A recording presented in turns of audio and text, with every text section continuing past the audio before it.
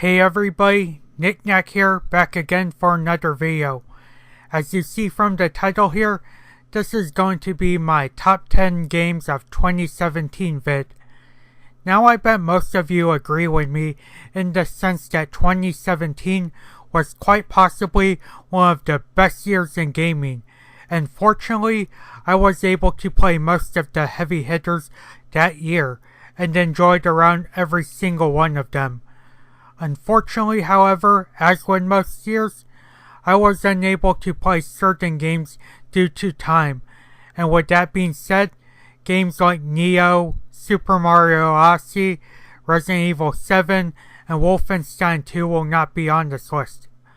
Also, like always, these are games I personally enjoyed this year, my opinion.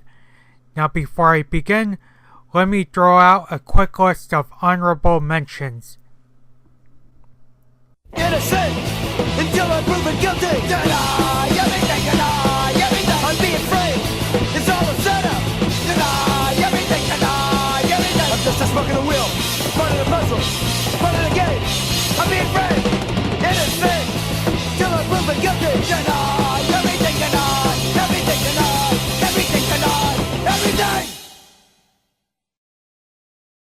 Alright, now that the honorable mentions are out of the way, let's begin the countdown.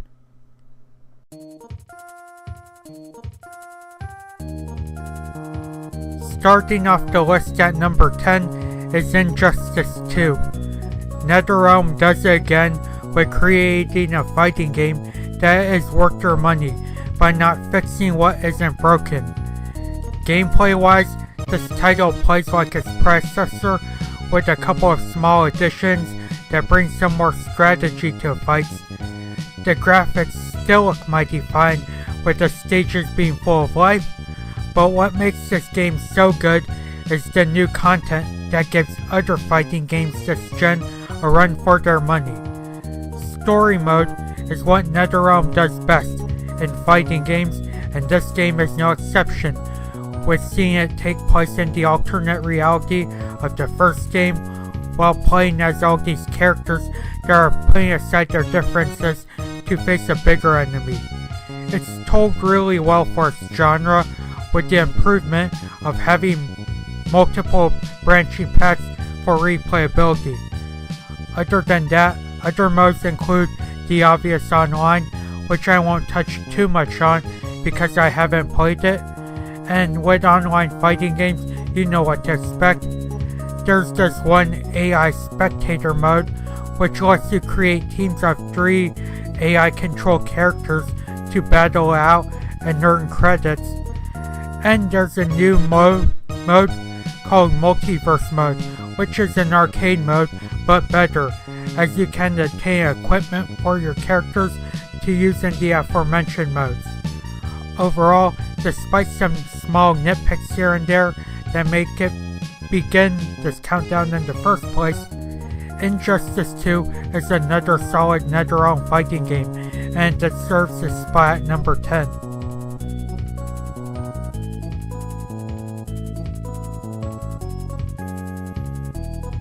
My number 9 spot goes to Cosmic Star Heroine.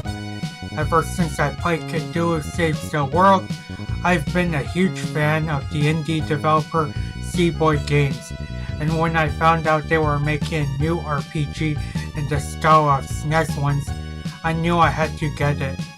This game involves a secret agent named Alyssa and her comrades on a quest to stop a person from mind-controlling everyone by traveling to various planets and obtaining things to stop him.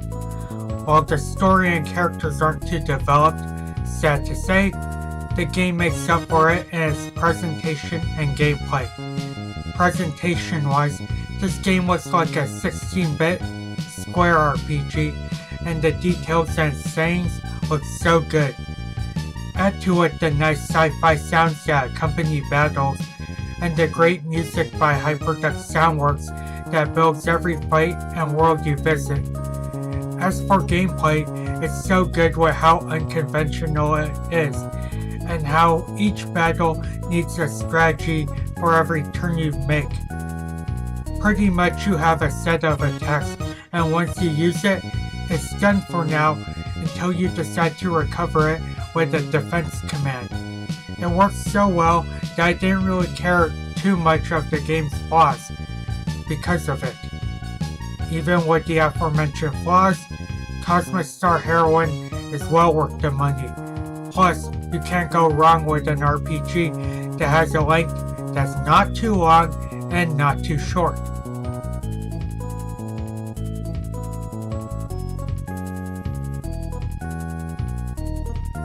For my number 8, I gotta go with Cuphead. Unfortunately, because it's a bit hard for me, I still haven't beaten this game yet. But as well say for most of these non-being games on here, yeah, shame on me for playing unfinished games here. I've put a fair amount of hours into it and know how the game works to the point that I'm confident enough putting Game A or Game B on a certain spot. But getting into the game itself, just like Cosmic Star Heroine, while the story and characters are meh, the game makes up for it in its presentation and gameplay. I mean, what else is there to say about its presentation other than it's beautiful and completely understanding of why it's considered the best art design of 2017. A great style that tries to look like cartoons from the 1930s, which works perfectly with its use of color and character designs. As for gameplay, it's a run-and-gun shooter that has around 25% normal scrolling stages, 25% dogfighting stages, and 50% boss fights. These stages provide coming up with strategies that involve the array of weapons and power-ups you can get in order to learning the enemies' attack patterns. If you followed this game for a while, of course the main thing that this game is known for is its difficulty, as you tend to die a lot in this game. But for some reason for me, it doesn't make me say, fuck this game, because there's just something about it when me wanting to replay these levels and finally beat said enemy. You know that feeling, right? Overall, it's a well-crafted game, and although I'm pissed off from playing it in a good way, by the way, I can see why it deserves the award for Best Indie Game of the Year.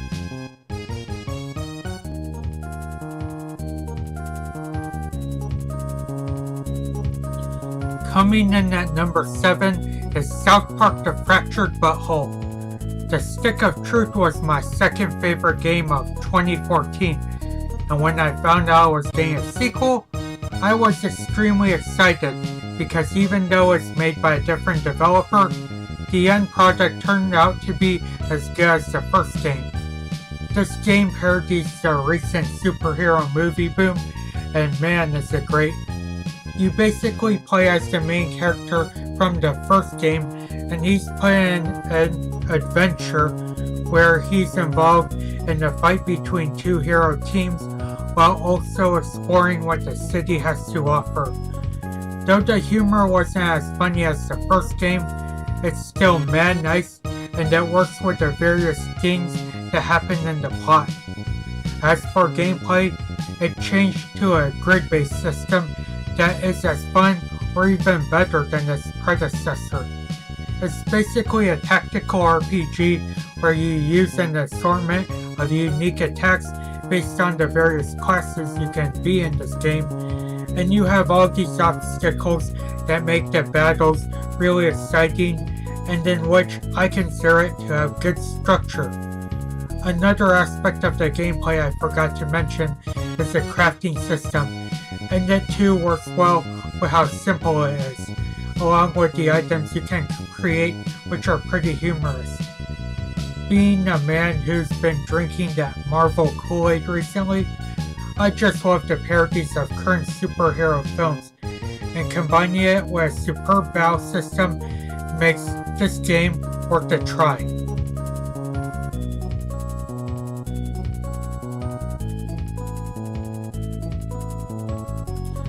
Number 6, I have to go with Hollow Knight. Man, was this a game that took me by surprise, for I had no knowledge of it until Scott, Ultimate Floyd 1, shoutouts to him, made a review on it. My brother fortunately bought this game, and once I started it up, man was I amazed. This is a Metroidvania game in which you play as this one mysterious character that goes exploring this one kingdom called Hallownest. And from exploring this place, you could possibly piece together what's going on with a slightly intriguing story. Obviously, as with most of these indie games right here, this title excels mostly with its presentation and gameplay.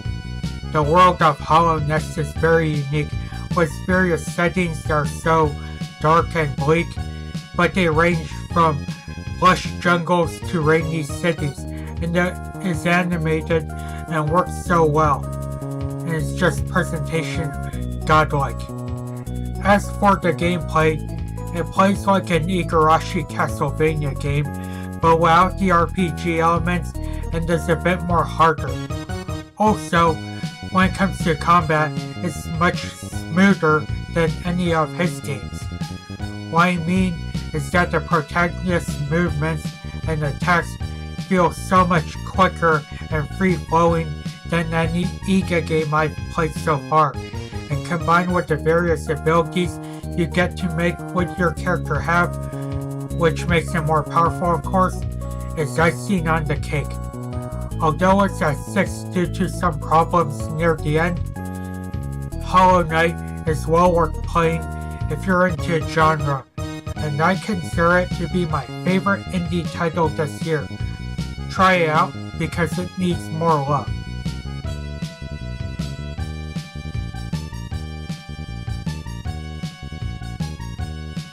At number 5, I'm going with Tales of Berseria. Another unfinished title unfortunately, but damn am I loving this game so much. When it comes to Tales, I'm pretty much a newcomer, and this is the second one I've put a fair amount of time into. Being my second official one, I'm really impressed at what I'm playing, and for me, it excels in all fronts. The story feels way different from any JRPG I'm playing right now, with the basic plot of the main character Velvet wanting revenge for what happened to her brother and meeting all these people from it. Speaking of which, the characters in this game I find really enjoyable with how they come to be, and their personalities of each other just so well done and so well polished, from what I've played so far of course.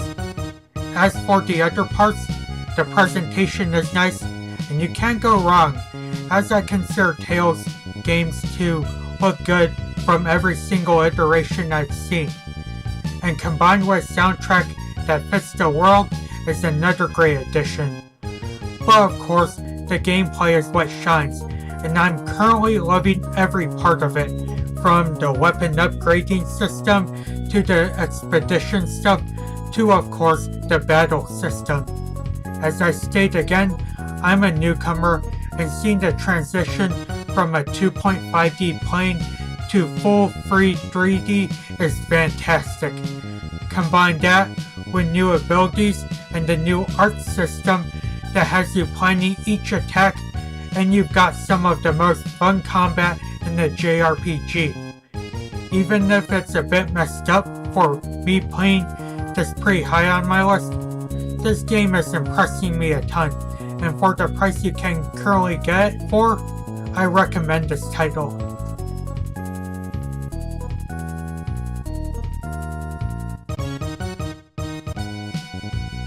Coming in at number 4 is The Legend of Zelda Breath of the Wild. Ah man, if my channel or me end up getting fucked over, 9 times out of 10, it's because of this right here. Don't get me wrong, I enjoyed this game a ton, but I don't suck its dick like a fair amount of people I've seen on the internet. This game has a couple of flaws, but I'm not really going to touch up on them because it would be way too much on this part. Like shit, I'm at the point where I consider this game to be overrated. Like I don't want to sound like a kiss ass, but shout out to him again, Scott Ultimate Floyd, for he made a review on this game where I agree with the majority of his points and why this game isn't considered God. But aside from that, the game is really good, and once I get a Switch, I'll definitely beat this game. Yes, another unfinished tale for me, unfortunately. What makes this game good is the fact that they changed how it's structured and how it plays. This title just straight puts you in a world where you can decide on how to beat the game, and it has no linearity whatsoever. The meat and potatoes of this game are 4 beast shrines with some pretty nice puzzles and some decent bosses.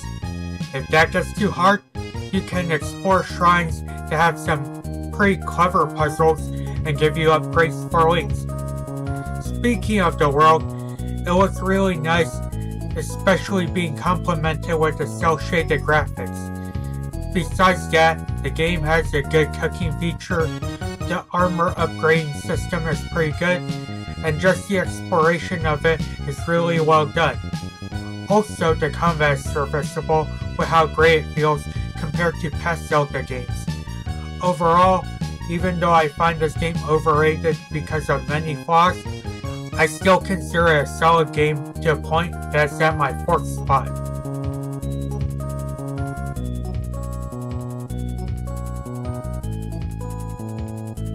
For my number 3, I'm going with Nier Automata. Once I tried the demo after seeing so much hype from it, I knew this game was going to be really good, and man did it deliver. Supposedly set after one of the endings of the original Nier, this is a game you can play without playing the original from what I've experienced. This interesting action RPG has you play some androids assigned to take back Earth from some aliens and robots as you continue on with the root of the whole problem. Some interesting shit relating to main characters happen, and various themes of nihilism and existentialism, from what I believe I remember, present themselves. Yoko Taro, for the most part, provides some unique as fuck storylines, and this one is no exception. Adding to this unique story is the vibrant post-apocalyptic world that's partly barren because of what happened, and it's just very beautiful for what it's going for. When talking about presentation more, obviously the music needs to be mentioned, and man, as I'm walking throughout the areas, I'm just taken away from the melodious styles of Keiichi Okabe and company. Like, I can see why this soundtrack won so many awards. Finally, we have to talk about the gameplay, and since this is a platinum title, there was a half chance it was going to be bad or a half chance it was going to be good. Fortunately, this game is the latter. There's various types of gameplay which keep Automata fresh, from Haki-made games to shoot-'em-up levels. Obviously, the main stuff is ground combat, and it's both fun and entertaining to see. It's just so fast and frantic, with combat that's easy to pull off. With how unique this game is and how awesome it is to see it get the love it deserves from other people, Nier Automata is well worth the time, and I hope this leads to some people actually playing the first game. Drakengard is kind of meh, however, so you can skip that. You're not really missing anything when playing that, but Nier Automata, yeah, kick-ass.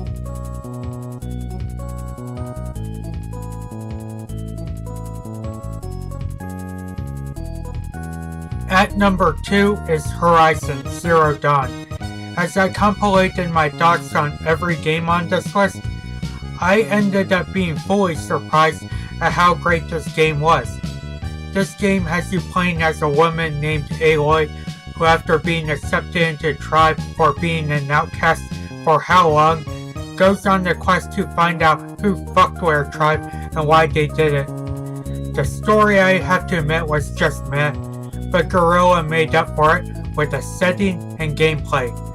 The setting is a really unique take on the post-apocalyptic world, where machine animals take over and destroy the area.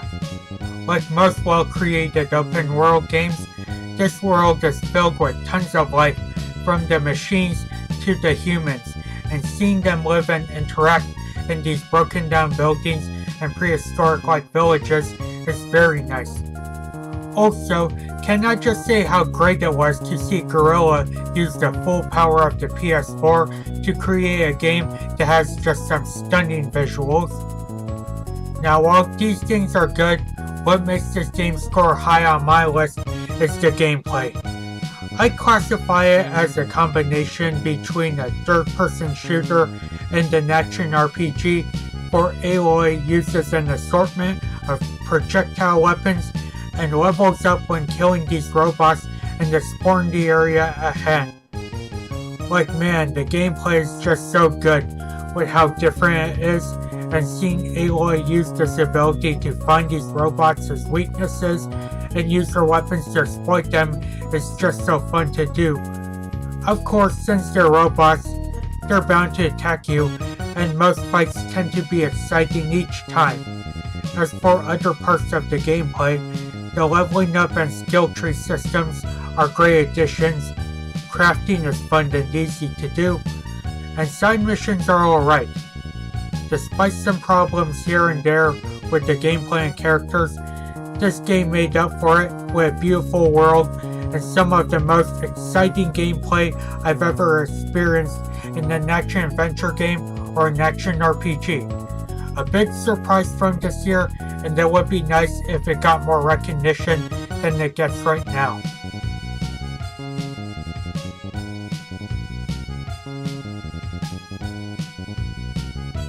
And finally, coming in at number 1, of course many of you already know, it's Persona 5.